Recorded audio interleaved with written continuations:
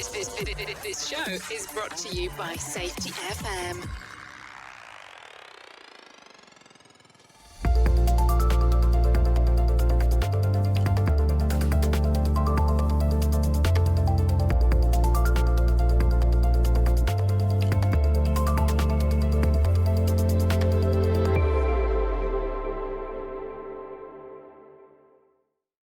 Hi listeners, this is Brent Sutton. Welcome to the special holiday season episodes of the Practice of Learning Teams. In episode 13 and 15, I'm joined by Bob Edwards and Andrea Baker on the learning of learning teams. I've known Bob and Andy for a number of years now, and I respect the work they do with Dr. Todd Conklin and training HOP and learning teams and supporting organisations on their HOP journey. In this special two-part series, we explore the learning of learning teams and our shared experiences in our own development and the development of others. From the hosts of the podcast series, myself, Glynis McCarthy and Brent Robinson, we hope you enjoy this series and that 2021 will be a great year for building a better community of practice. We will return on the 6th of January with a special mini learning team episodes on dynamic risk in learning teams. From all of us to you, please take care and see you in 2021. So our goal is to gain an understanding. So I'm big on whatever helps. So we did a learning team on an engine that ran a big generator. Anyway, the engine blew up. You don't care about the details, but they were doing a forensic analysis of that engine, and they should, because it was a catastrophic failure, like beyond anything. And I'm a gearhead, beyond anything I've seen an engine do. Wow. So they'll take that thing apart and probably literally look at some of these materials under a microscope to figure out what happened. But what that didn't tell was the context of the work. You've got 7 remote sites. You've got a handful of maintenance crew members. You can't get more people trained in maintenance because there's no maintenance schools in this country anywhere near them. They can't get parts for this generator, and they can't even get a replacement for it. And the daily checks had turned into weekly checks, had turned in once every 10 days. In the control room, they didn't have hardly any sensors of that. I mean, that context was so rich and we learned all this stuff in 2 one-hour sessions with the maintenance crew. And it was so cool because when we were reviewing, we had I use flip charts a lot, so does Andy, especially when we're in person. We just write notes on the wall so we can keep track of the conversation. And I just took all the flip charts in, met with the staff. We had some of the learning team members there. And we were just explaining how this happened, and actually how it could totally happen again with the current situation and the conditions out there. And the guy that was there, that was the Y-tree analysis guy, I watched his body language because he went from sort of this to pretty soon he's leaning back in his chair. And after we did a little presentation of what all we had learned, kind of shared with them, it's not like a report out, it's just here's what we've learned so far. This guy looks at me and he goes, "You just made my job so easy." He said, "I've been going around doing individual interviews, trying to piece together. You're telling me you just sat down with mechanics and they told you all this?" And so that was really cool. So they will still do their Y-tree. They will still do the forensic analysis of that engine, but now they have so much more context that we gained by just building a safe place to talk. So yeah, so I think it all comes together. Yeah, because there's a standard called ISO 12100 for machinery safety, and it basically says that you need to understand the context of how the hazard functions, and you need to understand the context of how the human interacts with the hazard. And for me, a learning team is all about that human interaction. It's that relationship that people have with this thing. Yeah. Whereas things like HazOps and all these other fault modes are really good about the hazard. Yeah. Yeah. But that ISO standard, I mean, the really exciting part for us is the fact that thought process of looking at those two things was born from the same thought process that, learning teams were born out of, right? So this idea of understanding that interface.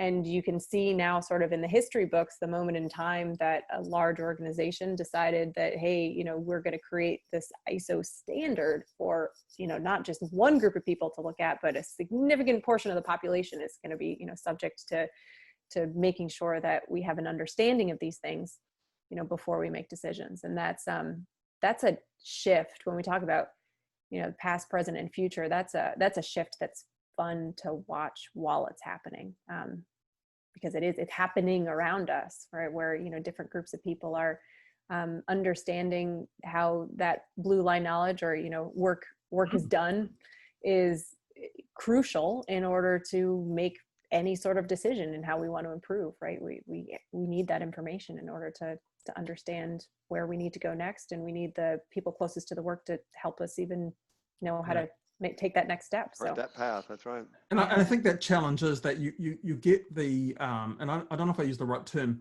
you get the evangelical groups of people that like to take that new shiny toy and make it look at certain light, and that's why, I mean, we have this constant debate about the blue line, black line. We talk about work as imagined, work as done, but the reality is there's nothing wrong with planning. Oh no, you need Nothing wrong planning. with prescribing what you think things will look like. That's really important. That these things aren't a divide. Correct. Yeah. And I think that, unfortunately, kind of how we function as humans, anytime we're asked to sort of rewrite our mental picture, rewrite a mental schema, we tend to remove things in the thought process. And then oftentimes those get kind of dumped into a different category of that, this is now bad, right? This category of things is now something we're not supposed to do. Like root cause, no more root cause. No more root cause. The root cause is bad, right? And that's not what human and organizational performance is about. It's about understanding that there's ways to do what we already do quite well, even better, by applying another lens of thought process to it. Yeah, so, or having dialogue. Oh yeah, absolutely. Yeah. I got told the other day that learning teams was simply dialogic thinking, and that I just simply popularized it. And I said, yes, I had. And it actually came from Plato. And I'm waiting for his lawyers to write to me. That's a great answer, Brent. That's funny. Because dialogic thinking is based on adult education principles, which is that if you're in a room and you're telling people what to learn, nothing's going to stick. Right. If you co-create and co-construct with them, everything's going to stick. Because we all have, right? I mean, we're not building mental models from scratch when it comes to working with adults. We already all have a thought process about how things should work and what they should look like. And so to create a false construct of authority as to who has the best idea, it does not work very well, especially when, the folks who are subject to that decision of who had the best idea has to live with that decision and work with it every day in and out. I don't think there is a human in history that would be okay with that thought process. Well, in actual fact, we actually describe it. Humans look like that ugly pumpkin you can't take to country fair because it's got all these bumps and lumps in it. And that's what adults are like, because as children, we learn through layering. As adults, we don't like that stuff. We call it, when I was talking to Sam the other week, I call it water torture. Training has become water torture. We hold the person down, we pour it on them. It's Tayloristic, right? We're fighting against against Taylorism, right? Where you line kids up and you force feed them information and they're supposed to retain it. It's the same thing with the workforce, right? It's that, and even with you talking about planning, the planning actually gets much better when people that actually do the work are involved in the planning. Whereas, Frederick Taylor said, separate the two. The worker's not capable of doing what the planner does. The planner's smarter than the worker, right? You guys know all this stuff. And so we're fighting against a lot of those. And so I also believe that plans are important, but they're also, as soon as you go into motion, things start changing, variability kicks in. And you've seen, Brent, in your sort of history, we've moved that black line, blue line used to be more of a drift model, and you see it now as you use more of a variability model, because it's a lot of times we see people overperforming the plan, right? They're doing more than what the plan even called for. Oh, look, I got three good quotes for you here. Churchill said, "Plans are of little importance, but planning is essential." Eisenhower said, "Plans are worthless, but planning is everything." And then my favorite philosopher said, "Everybody has a plan until they get punched in the face." Mike Tyson. So there it is, right? So we need plans, right? But we also need to realize that we're going to go into motion and things are going to change pretty quickly. And the people close to the work, they know this better than anybody. And I think what's happening is the bit that we're missing is that ability to reflect. Mm-hmm. So, every morning I have a plan when I get out of bed. Now, some mornings that plan is you fall out of bed. Sometimes that plan is you actually have a deliberate. You make a list, right? Yeah, you make a list. Yeah, absolutely. But what's really interesting is that how often does your list, whether it be in your head or on your paper, Bob, how often does those two things actually pan out to be the same? I got 2 things done on my list yesterday, but I was busy all day long. 2 things, Brent. That sounds like I had every intention of getting every one of them. I have about 12 things on my plan from yesterday, and today I've gotten about 3 more things done on it, and I still feel like I've been busy all day long, but I just... It's interesting. My family come up with a list of chores for me during a lockdown when you can't go out and buy something. And I said, you need to plan for the next lockdown, so I can go and buy the stuff. So ahead that of when we time. have a lockdown, I can then do it. But don't ask me to do something, when we're in lockdown. It's just not possible. Do you guys not have Amazon there? We do, but what happened was that everyone went online, and there are only so many postal workers or couriers that can exist. So what was interesting is that I could order something from the US, where COVID-19 is rampant, and have it delivered to my door faster than buying it from a store a kilometer away.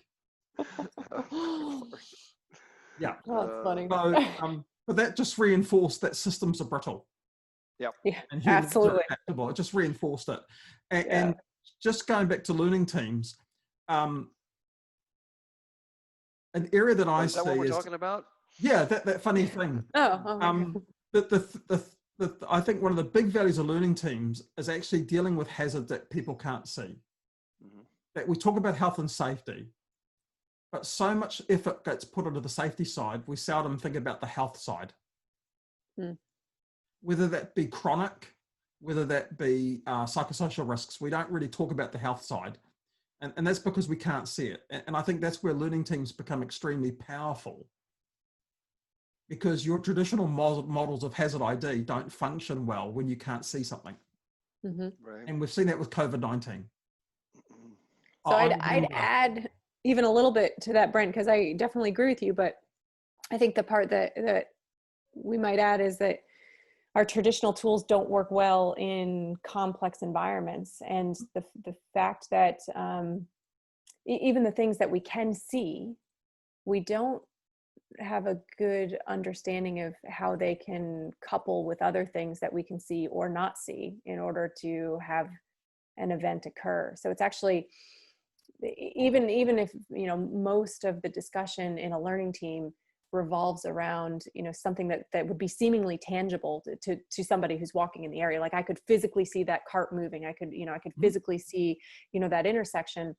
It's not until we understand how they function in real life that we see that those seemingly innocuous, unimportant things can come together, and suddenly we have an event that we didn't see coming, right? And so I agree, and am adding to that thought process that even the visible becomes invisible when we don't know how all the pieces interact. Yeah, I think as humans we don't perceive danger through time or proximity. That makes sense.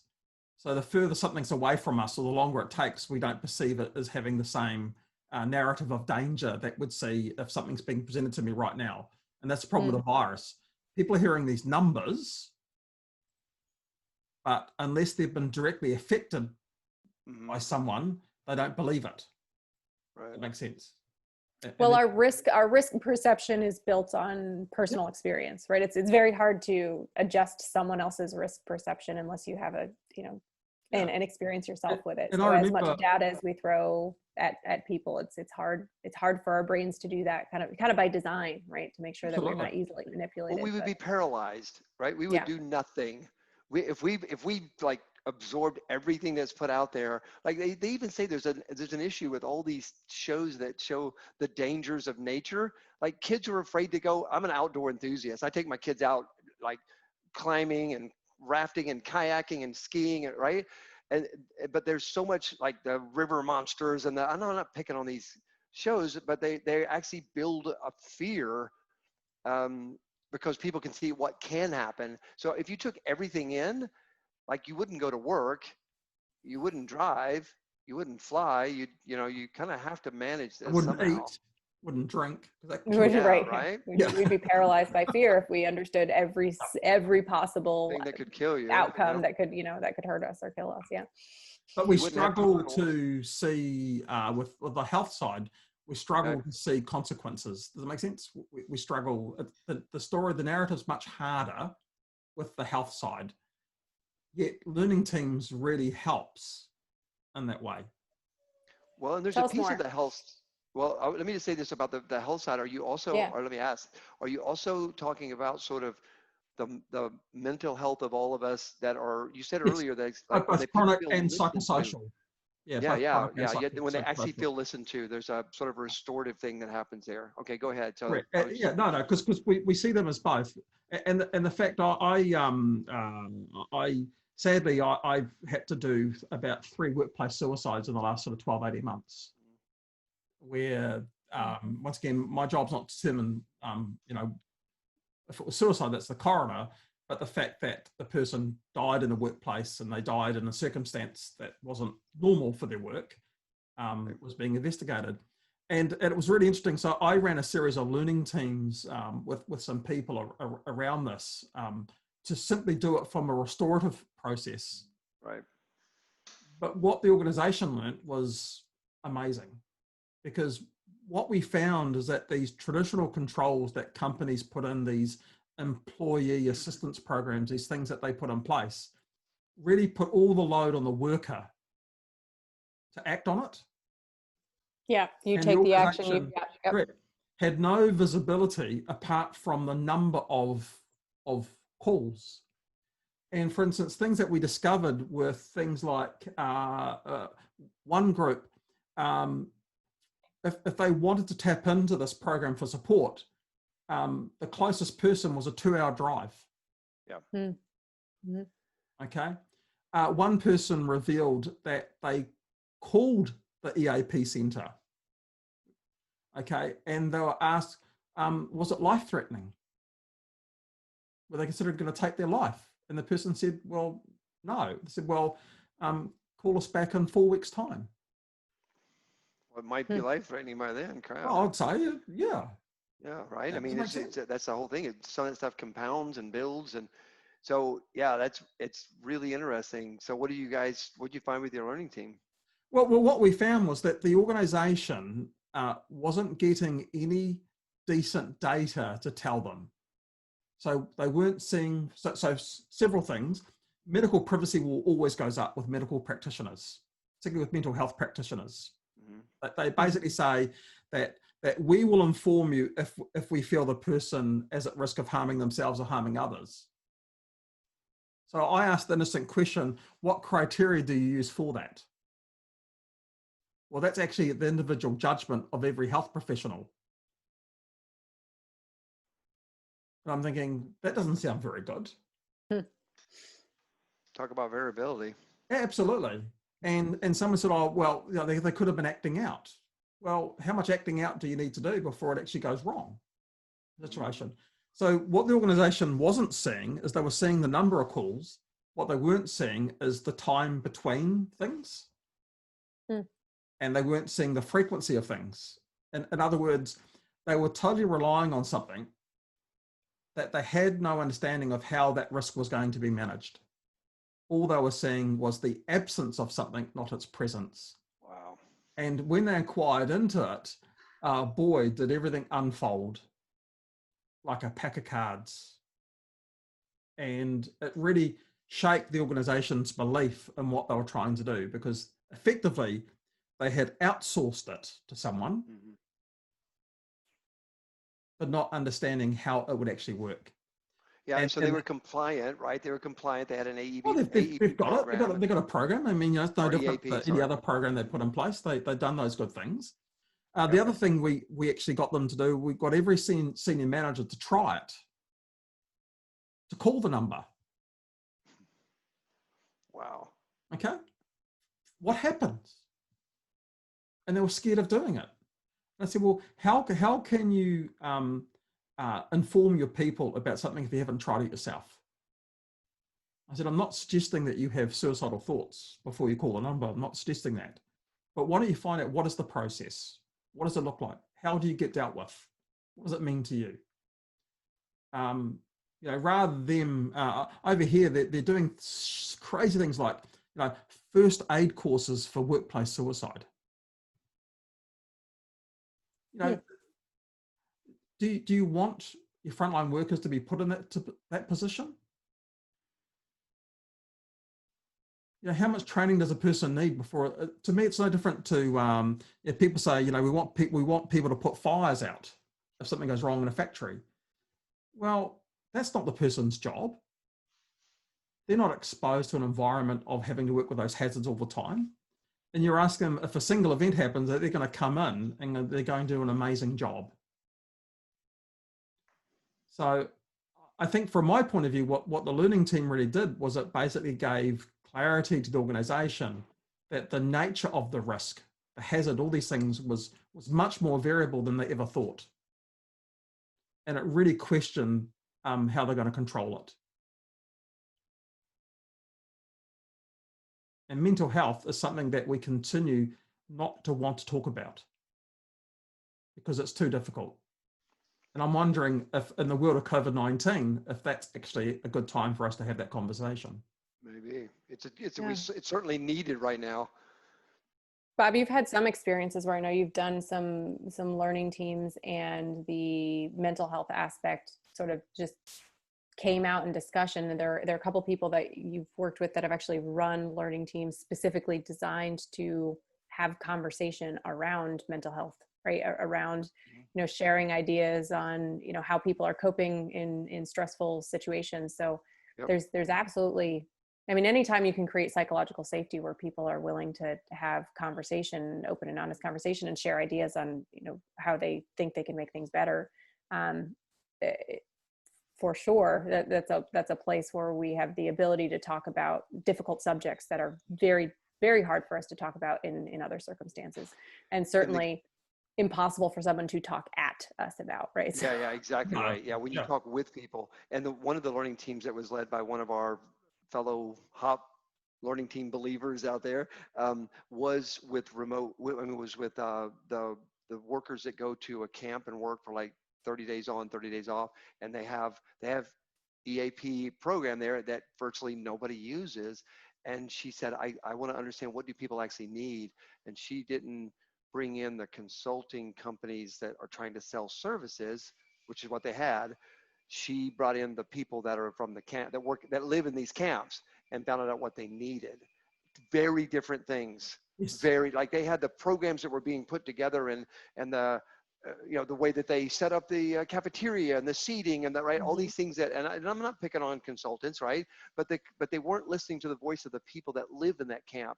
What they really needed was good Wi-Fi so that they could talk to their families on a regular basis. What they really needed was some coaching from fellow workers who said, hey, before you go home, maybe get on a really meaningful call with your spouse and say, okay, what have I missed while I've been gone? Like, what are the kids, what are their school grades there, right? So when I come home, I have something to talk about. So I don't come home and just say, are you kidding me? The mess is still in the kitchen, right? So they found that there were really meaningful things that the people from the camps told them that the EAP type programs weren't providing because they weren't asking.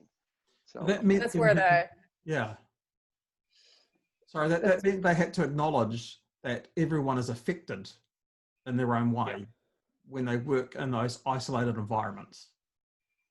But it's also the acknowledgement of what problem are we actually trying to solve? Right. So most difficulties with canned solution sets is that they also assume a canned problem. So but until we talk to the people who are looking for help or needing help or can teach us what their reality is, we don't really have an understanding of the areas that we can take some action to make improvement. Until we can define what that actually is, then guessing as to how to solve it is, near impossible. Well, look, it's interesting because your friends over the border in Canada were the first country in the world to publish a standard on psychosocial risks. Okay, and they did an incredible job based on a 7-year process that they looked at, and what they said is that the most important thing is dialogue. There is no one fix to this issue, and that people need to understand your framework of how you manage the risk, not the controls, but the framework. And that everyone's journey is different. And here's how we're going to support that journey. And organizations simply need to share what that journey looks like. That could be a bit scary though, Brent, right? Because now it's starting to feel like, oh my goodness, you mean we don't have like a canned program we can put in place? It could literally go in a completely different direction than what I'm thinking. So, right? I mean, so that what they're saying is the dialogue's most important. Well, when you have that dialogue, you're going to find out that with some organizations, it's going to be something very different than another organization. It's not. Yeah, well, I think there's this, part of it is that all of us are affected by mental health. Okay, there is no one at a zero. Okay, there's no one out there that, I mean, my daughter reminds me every day, at 14, she's completely feral. Okay, but the thing, and Andrea, all the joys, embrace what you've got now. Okay, embrace it. Appreciate it, yeah. But the thing here is that, and it's no different. We talk about, the variability, the blue line, the black line. Well, that's the same for our mental health. Okay, we're always variable in that way. And I think this whole thing comes back to just simply normalizing it, that's actually okay. Oh yeah, I mean, it's helpful to be able to have discussion so that people can also see the reflection of themselves and everyone else, right? To understand, that what we might have defined as normal is not necessarily,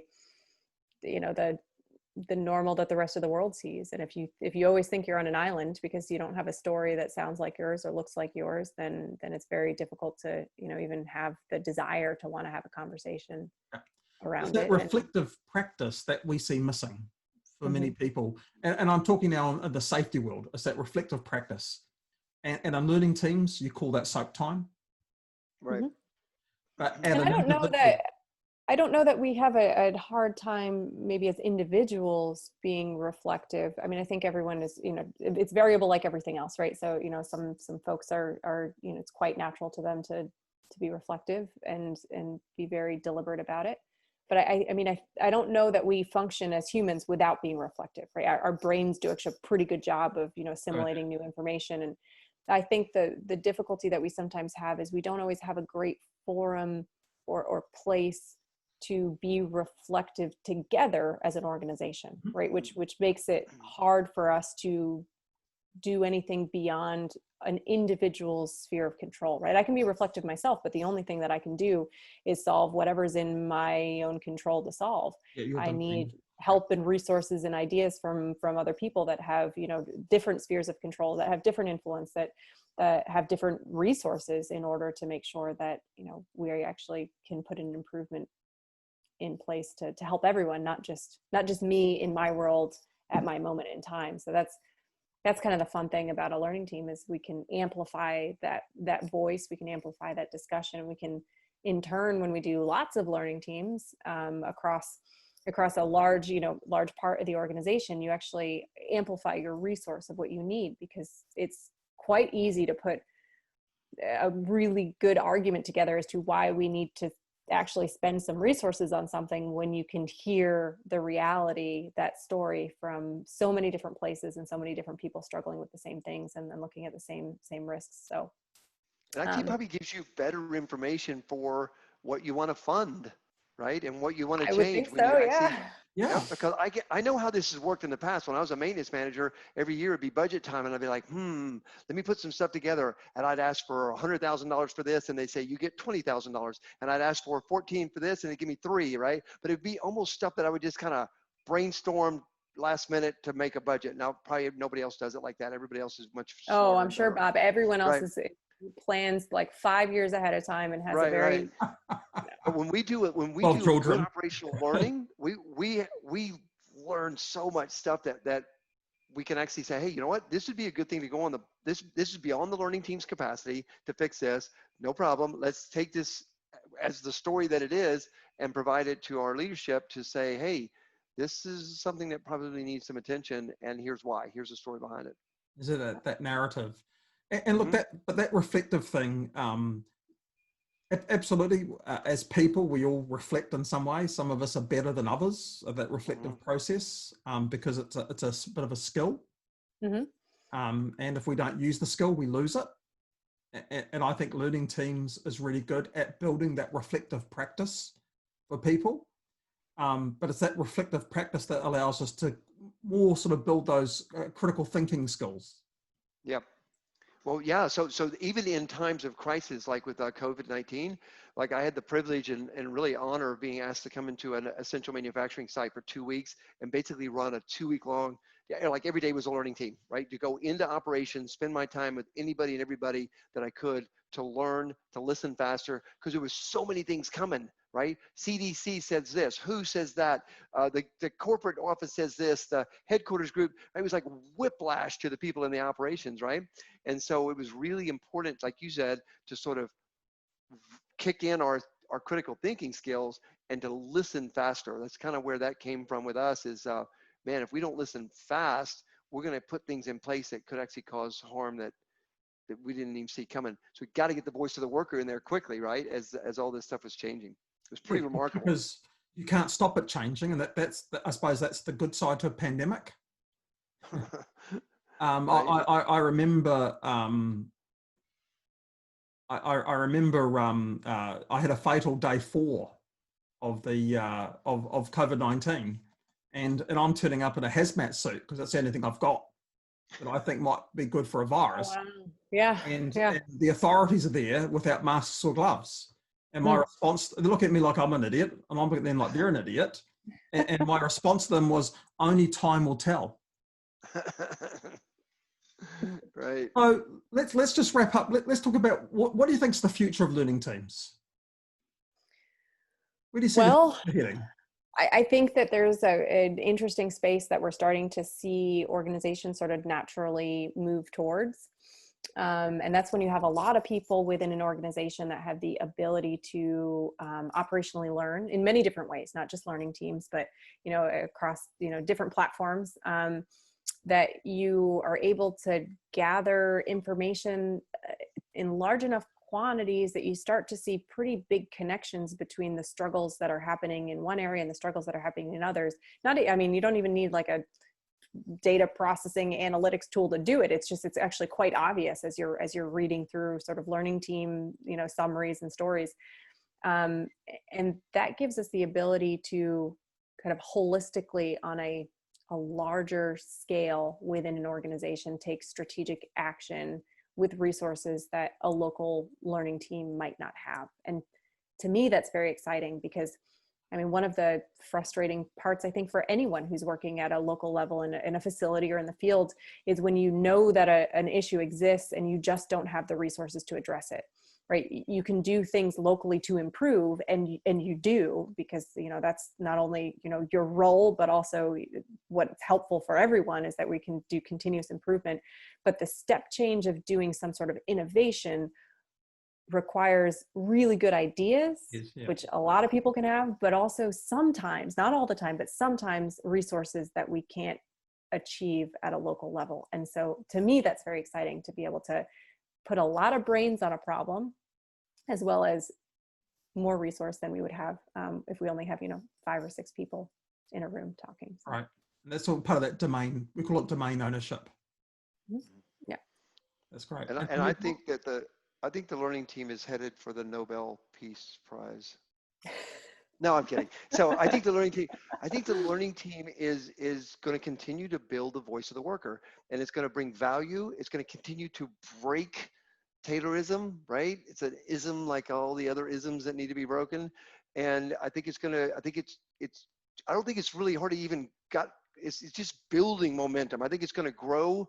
I really hope that it grows, and it becomes, maybe at one point it'll actually become like a part of our DNA, to where our first thing we want to do when something is a challenge or a problem or something has happened, or we just don't understand something, is to go and learn and go listen to the people closest to the problem, closest to the work. So that's what I think the future of it, I think it is going to just continue to grow as more and more people see the power of it and the value of it.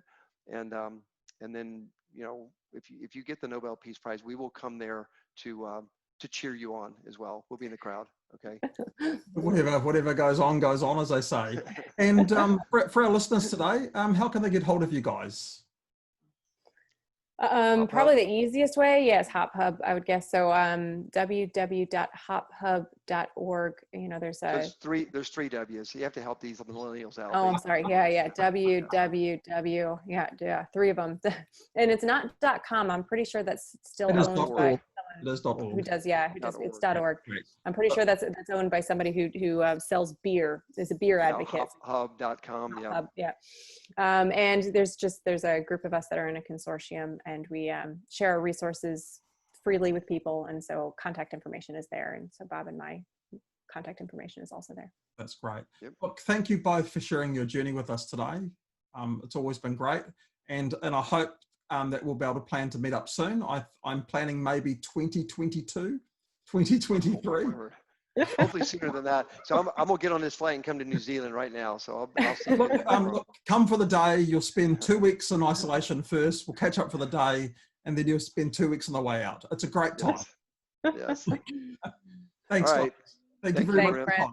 Thanks for having us. Bye. Thank you, listeners, for being part of this podcast. We'd love to hear your learnings from today or other topics you would like us to support you on. Go to www.podcastlearnings.com and be part of the community practice of learning teams at www.learningteamscommunity.com. The views and opinions expressed on this podcast are those of the host and its guest and do not necessarily reflect the official policy or position of the company. Examples of analysis discussed within this podcast are only examples. They should not be utilized in the real world as the only solution available, as they are based only on very limited and dated open source information. Assumptions made within this analysis are not reflective of the position of the company. No part of this podcast may be reproduced, stored in a retrieval system, or transmitted in any form or by any means, mechanical, electronic, recording, or otherwise, without prior written permission of the creator of the podcast, Jay Allen.